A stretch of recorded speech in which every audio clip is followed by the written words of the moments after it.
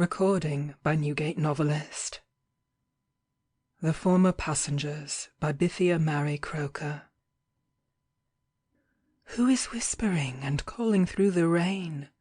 Far above the tempest crashing and the torrent's ceaseless dashing, I hear a weary calling as of pain.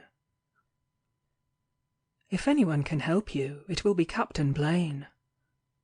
This sentence was uttered by a smart young clerk in a shipping office in Rangoon, who, clothed in cool white drill, leant his elbows confidentially on the desk and concluded his speech with a reassuring nod.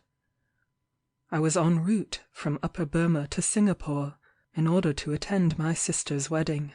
Our flat riverboat was late, and when I presented myself at the booking office of the P&O, I found to my dismay that the steamer for the Straits had sailed at dawn, and that there would not be another for a week.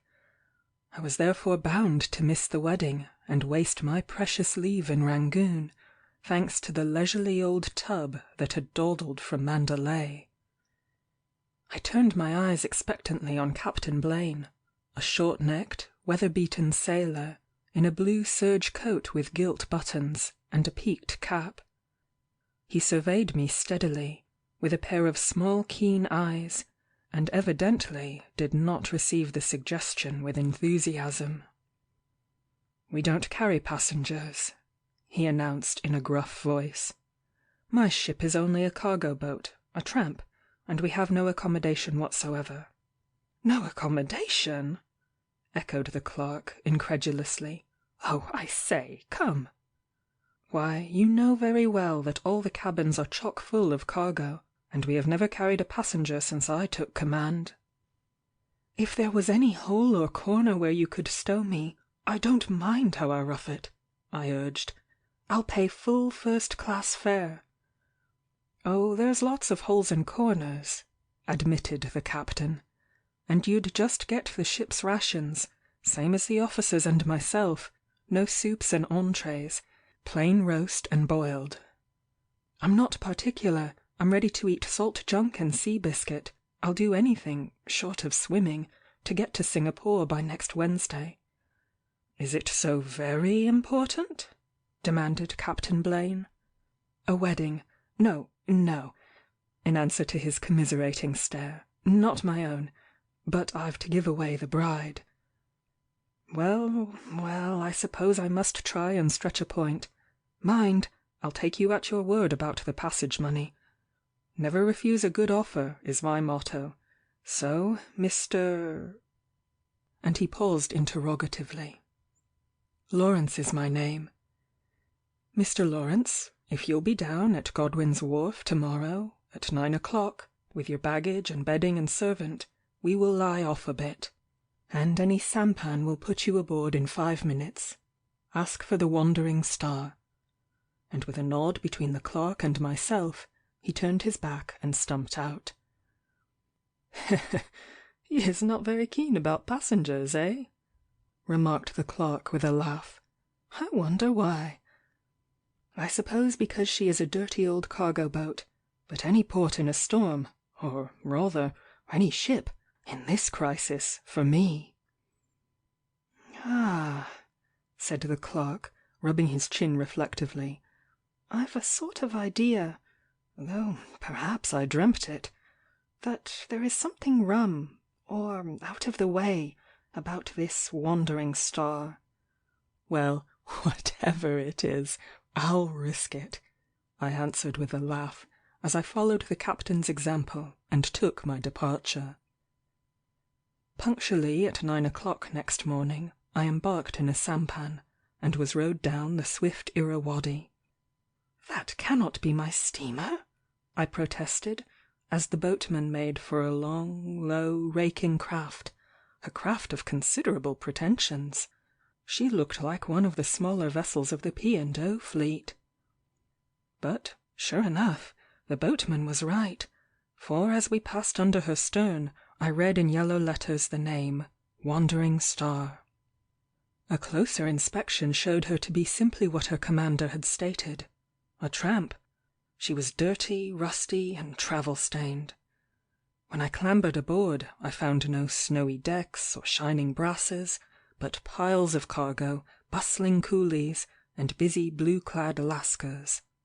I was immediately accosted by the captain, who presented me to the chief officer, and to a fellow traveller, a sallow, lanky youth of 19, going to join his friends in the Straits. "I thought he would be company for you," explained the sailor.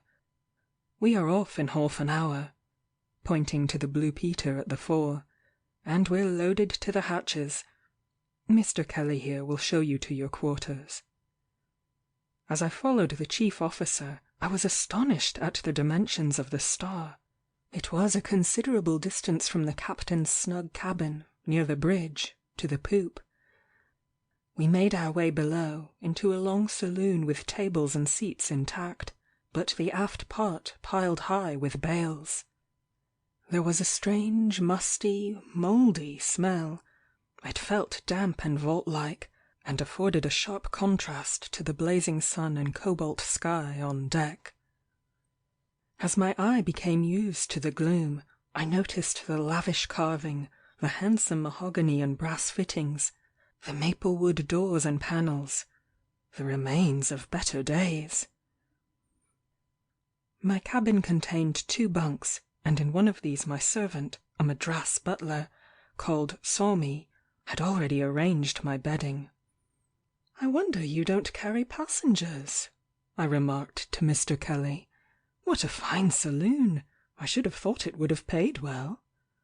"She carried hundreds in her day," he said complacently. "You see, there is where the piano was hitched, and there the swinging lamps and bookcase, but, all the same, it would never pay us to take passengers." And he laughed, an odd sort of laugh. "We are not a regular liner, you know, trading between 2 ports. Regular liners look on us as dirt, but lots of 'em would give a good deal for our lines and our engines.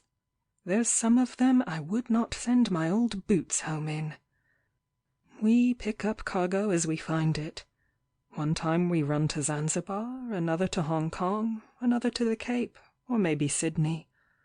I've not been home this 3 years. I hope you'll find your bunk comfortable. The youngster is opposite, just across the saloon. You know your way back." And having done the honours, he left me. Certainly, the Star was much above her present business, and bore the remains of having seen better days. Even my marble washstand was not in keeping with a cargo steamer. I opened the next cabin. It was crammed to the door with freight, bird cages in this instance. Every cabin was no doubt similarly packed. I was not sorry to exchange the earthy, chill atmosphere below for the bright sunshine on deck. Soon we had weighed anchor, and were moving smoothly down the rapid Irrawaddy, between high banks of tawny grass, gradually losing sight of the shipping, then of the Golden Pagoda, then of Elephant Point. Finally the Star put her nose straight out, to cross the Gulf of Martaban. The sea was calm, and we were well fed and found, and made a pleasant party of 6, the captain, first and second officers, the chief engineer, and 2 passengers. I slept like a top that night, and awoke next morning, and found we were anchored off Malmain, with its hills covered with pagodas and palms. From Malmain we put to sea, and still the weather once more favoured us. The captain was a capital companion, full of anecdotes and sea stories. The chief engineer was a first-rate chess player, and I began to think I had done rather a smart thing in securing a passage in this stray steamer. As the captain concluded a thrilling yarn apropos of a former ship in which he had been third officer, I suddenly recalled the shipping clerk's hint, and asked, "Are there no stories about this one? Has she no history?" Captain Blaine looked at the chief officer with a knowing grin, and then replied, "History? Of course she has. What do you call the logbook? That's her history. I suppose that chap at the office told you she was considered an unlucky ship, eh? Come now, own up." "No, but he said he had an idea that there was something queer about her. He could not remember what it was." "Well, I've been in command of her now 4 years, and I've seen nothing to complain of. What do you say, Kelly?" appealing to the first officer. "I say that I never wish to put foot on a better sea-boat, and there's nothing wrong with her, as far as I know." But Somi, my Madras boy, entertained a totally different opinion of the star. When I asked him why he did not sleep outside my door in the saloon, he frankly replied, "Because plenty devil in this ship, the chief serang, head of the Lascars, telling me that saloon plenty bad place."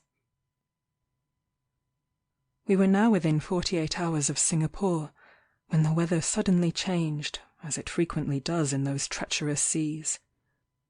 The awning was taken down, sure presage of a bad time coming. The ports were closed, and all was made ready for a blow. And we were not disappointed. It came. We had a rough night, but I was not in the least inconvenienced. I slept like a dormouse rocked in the cradle of the deep. In the morning my fellow passenger, whose name, by the way, was Mellish, and who had evidently "suffered," to judge by his ghastly appearance, accosted me timidly and said, "Did you get up and walk about in the night?" "No." "Do you ever walk in your sleep?" he continued. "Not to my knowledge. Why?" "Because last night someone came and hammered on my cabin door and shouted, 'The ship's aground.' What do you think it can have been?" he asked with a frightful face. "I think there is no doubt that it was the hot tinned lobster you had for supper," I answered promptly. "No, no, no, it was not a dream. It woke me," he returned. "I thought it was you. Then I tried to think it was a nightmare, and had almost brought myself to believe it, and was dropping off to sleep, when a cold, cold, wet hand was passed slowly across my face," and he shuddered violently. "Lobster," I repeated emphatically. "No, no. Oh, Mr. Lawrence, I heard moaning and whispering and praying. I'm afraid to sleep in that cabin alone. May I come and share yours?" "There is no room," I answered, rather shortly. "The top berth is crammed full of my things." At breakfast there was a good deal of movement, and now and then a loud splash upon the deck. The captain, who had been tapping the barometer, looked unusually solemn, and said, "We are in for a bit of dirty weather. Unless I'm mistaken, there's a cyclone somewhere about. I don't think we shall do more than touch the edge of it, and this is a stout craft, so you need not be uneasy." This was vastly reassuring when the sky to the west changed from a lowering grey to an inky black. The wind rose with a whimper that increased to a shriek. It lashed the sea with fury, lashing it into enormous waves, and, laden as we were, we began to roll, at first majestically, then heavily, then helplessly. We took in great green seas over the bows. Tons of water discharged themselves amidships, and made us stagger and groan. But still through it all, the engines thumped doggedly on. We seized our dinner anyhow, sitting, standing, kneeling, adapting ourselves to the momentary angle of the vessel. It was a miserable evening, wet and cold, and Mellish and I went to bed early.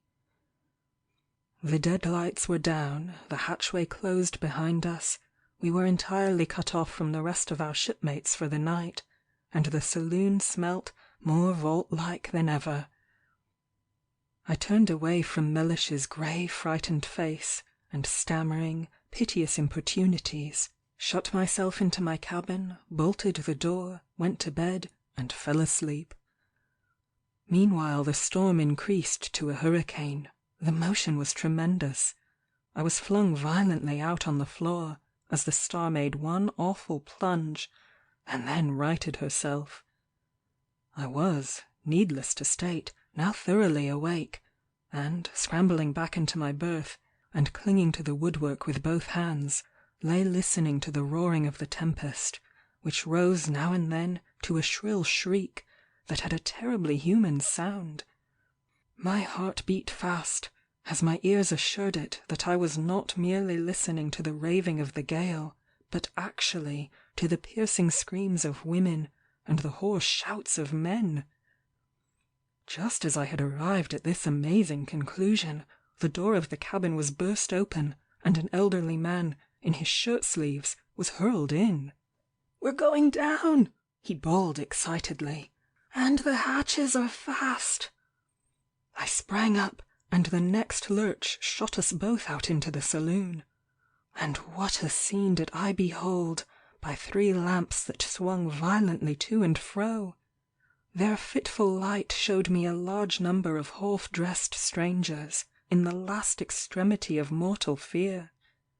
There was the horrible, selfish pushing and struggling of a panic-stricken crowd, fighting their way towards the companion ladder, the wild, frenzied distraction people exhibit when striving to escape from some deadly peril, the tumult, the cries and shrieks of frightened women making frantic appeals for rescue, cries heart-rending to hear.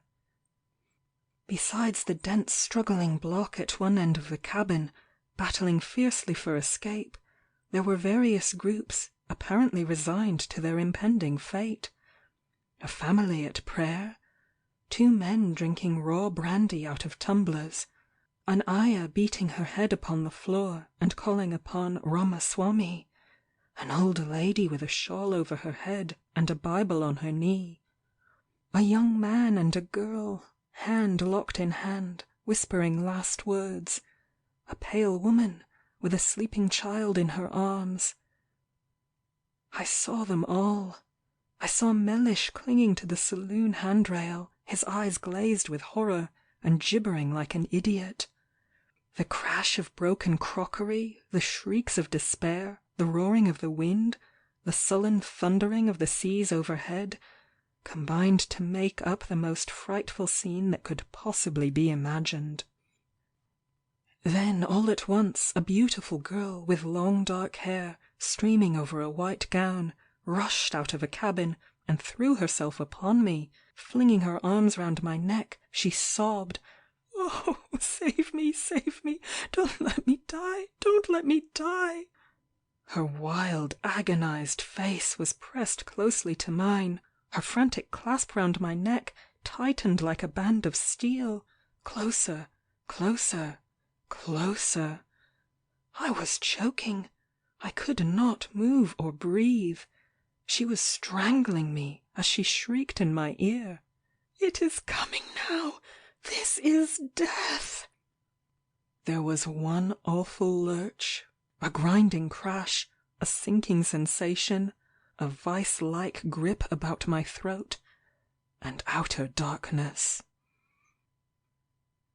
I was aroused in broad daylight by Somi, who had brought my tea and shaving water. I was lying on the floor of the saloon, and he was stooping over me, with a frightened expression on his broad, brown countenance. "At first I thinking master dead," was his candid announcement. "Me plenty fraiding. Why master lying here and no in bed?" "Why, indeed!" A plunge of my head into cool water and a cup of tea brought me to myself, and then I flung on my dressing gown, and hurried across the saloon to see what had become of the miserable Mellish. He was stretched in his berth, with a life-belt beside him, rigid and cold, and in a sort of fit. With brandy, burnt brown paper, and great difficulty, Somi and I brought him round. As soon as he had come to his senses, and realized that he was still in the land of the living, he sat up and turned on me quite ferociously, and said, "And that's what you call lobster?" The weather had moderated considerably, and though I had no great appetite, I was able to appear at breakfast. Mellish was too shattered to join us, and lay in a long chair in the deck-house, sipping beef tea, and hysterically assuring all inquirers that he would never again set foot in the saloon. No, he would much rather die. "I suppose you got knocked about a bit last night?" inquired the captain with a searching glance. "Not exactly knocked about. I did not mind that so much, but—" and I hesitated. "But you were disturbed?" he added significantly. "Yes, very much so. I hope I shall never be disturbed in such a way again." "Then I take it you've seen them? The former passengers? They are generally aboard, they say, in dirty weather. Whatever they were, I trust in God I may never witness such another scene. You don't wonder now that we are not free of offering cabin accommodation, eh? Not that I ever saw anything myself. But you admit there is something." "So they say," nodding his head with a jaunty air. "And what is the explanation? What do they say?" I asked impatiently. "Just this. The Wandering Star was once the Atalanta, a fine passenger steamer, and, coming out her last trip, she fell in for the tail of a cyclone, and came to grief off the Laccadives, blown out of her course, engine fires put out, went on a rock, and sank in 10 fathoms. Every soul on board went down, except a steward and a fireman, who got off on a hen coop. It was an awful business. 69 passengers, besides officers and crew. She sank like a stone, no time to get battered to pieces, and so she was right well worth her salvage. The company bought her cheap. She was but little damaged. They raised and sold her. She was intended for the pilgrim traffic, from Bombay to Mecca, and in fact she did make a couple of trips, but somehow she got a bad name. The pilgrims said she was possessed of devils, and so the owners put her into the wheat and rice and general cargo trade, and we have no complaints. She has been at it these 5 years, and is, as I take you to witness, a grand sea-boat, and has fine accommodation between decks as well as aft. It's only in real dirty weather that there is anything amiss, and that in the saloon. They say," lowering his voice to a hoarse whisper, "they kept the passengers below, battened down. They got no chance for their lives. It was a mistake. They were all drowned like rats in their holes. Mind you, I've seen nothing, and I'm not a superstitious man." "Would you sleep in the saloon?" I sternly demanded. "No, for in a blow my place is on the bridge. But I'll not deny that a second officer, who has left us, tried a bunk down there once, out of curiosity, and did not repeat the experiment. He was properly scared." And the captain chuckled at the recollection. "I suppose we shall get in tonight?" I remarked as we paced the deck together. "Yes, about 11 o'clock. We are doing our 12 knots, dirty-looking old hooker as we are." "So much the better," I answered, "for you will not be surprised to hear that I'm not anxious to occupy my berth again." I am thankful to relate that I slept on land that same night and was not disturbed. I often glance at the shipping lists to see if there is any news of the Wandering Star. I note that she is still tramping the ocean from China to Peru, and I have not the smallest doubt but that, on stormy nights, the saloon is still crowded with the distracted spectres of her former passengers. End of The Former Passengers by Bithia Mary Croker.